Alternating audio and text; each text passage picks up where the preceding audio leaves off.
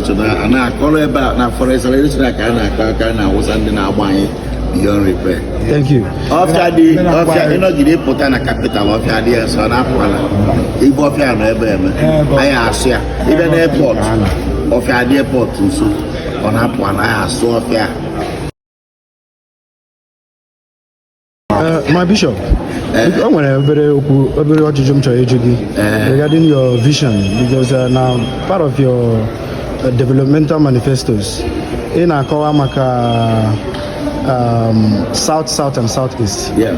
And today, everyone on River State. Kedi, your vision about River State here, we're known as South South, in for the next 5 years. Now the force Pine Leaf Estate Jinada, the vision every hotara Pine Leaf and the appreciation of land in River State. The same vision we hear each of the southeast and south in the face. Come on, what we do, wherever in a place, we take our time to study the area. Whether which way to invest or not.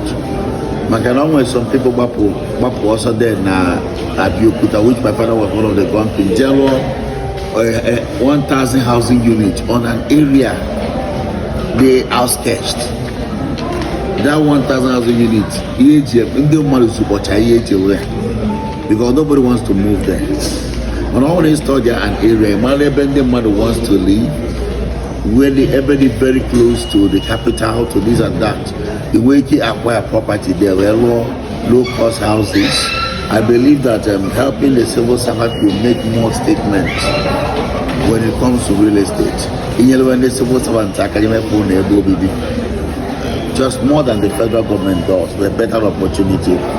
It will help spread the name of the country more than any other thing. So now our vision in 5 years' time for that call is that our presence will be felt. I am one Ibata. 5 years, I can't go 5 years. Because this year, we go to say, okay, also to give you, because now my DMs, now my inbox, I didn't went a lot of people. My major video in some places because the speed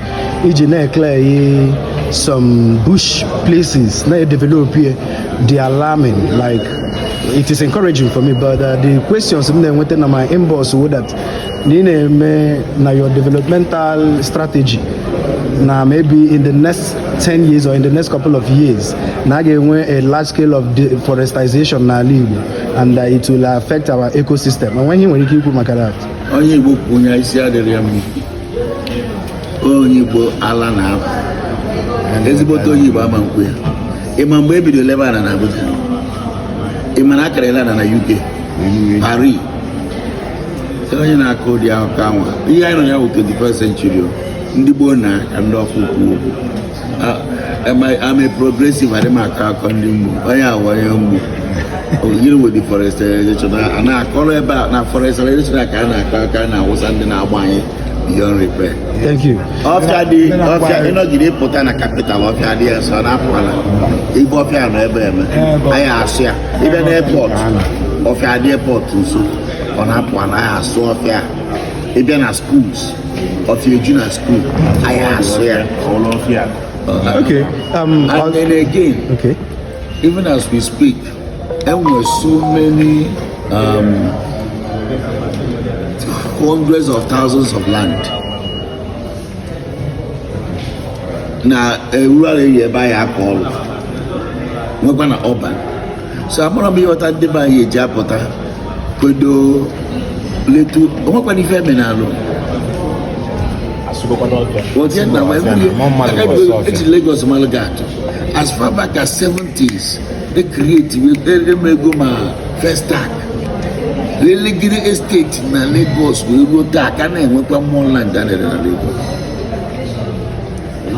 My work farm areas in Lagos, even Manubile, Island, side the last area and alcohol.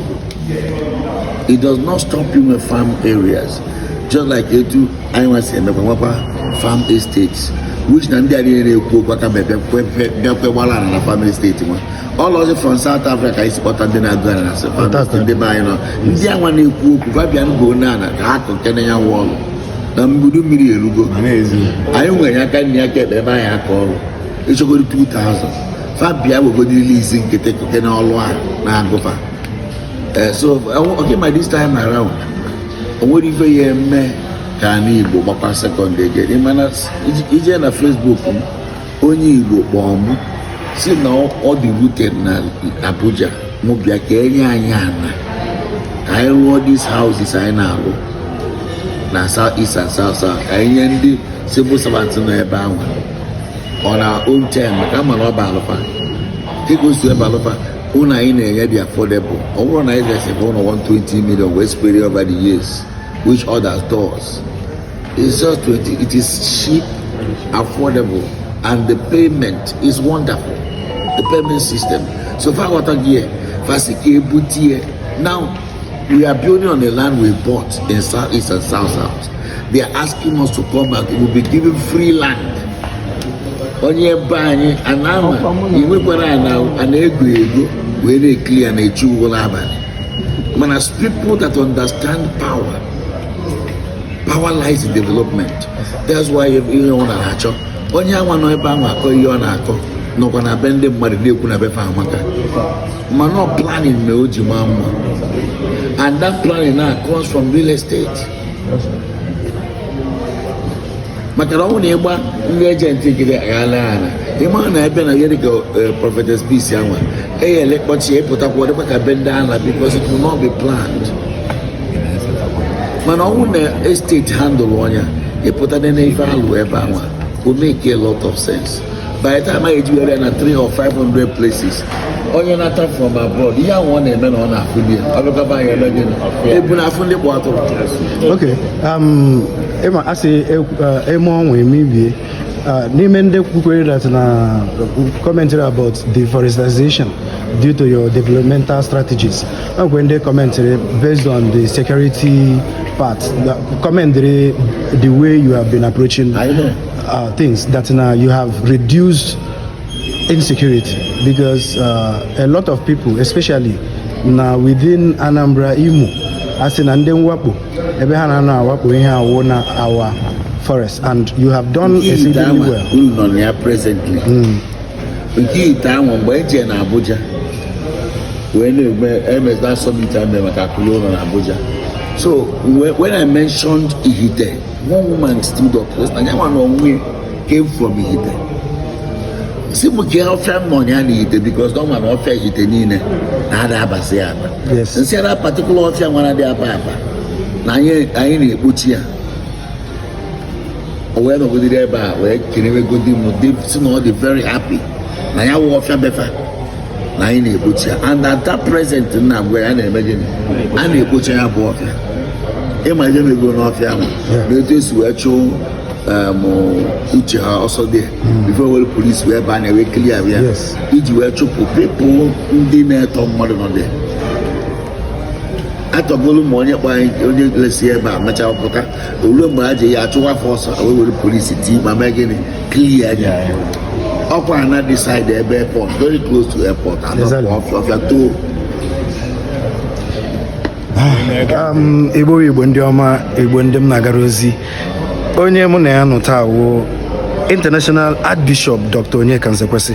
Dịka m na-ewetara unu mgbe niile na-akọwakwanụ na to have a unified Igbo land, we must have a progressive Ala Igbo, because when we have progress, when we have success in our progress, people will identify. And Okowala ihe nọ na the developmental strategy of Pine Estates and Properties Limited, and also how through his developments he has curbed insecurities. Fonden Ajaju just say that the company is deforestation Ala Igbo. I have this to tell you, just like he answered us, that our nature farm estates, we have it. If you're talking about deforestation, that is a lie, because Pine Estates and Properties Limited has a large scale of land anywhere for farming. Or the Anambra, or the Nimo, or the Nenugu, or the Delta, or the Nebeni Ala Igbo Soto. So I am saying this to you, have your future, have your investment plan on banking, on land banking with Pine Leaf Estates and Properties Limited. Kudo na ọganiru, cheers in Ala Igbo niile. Ise.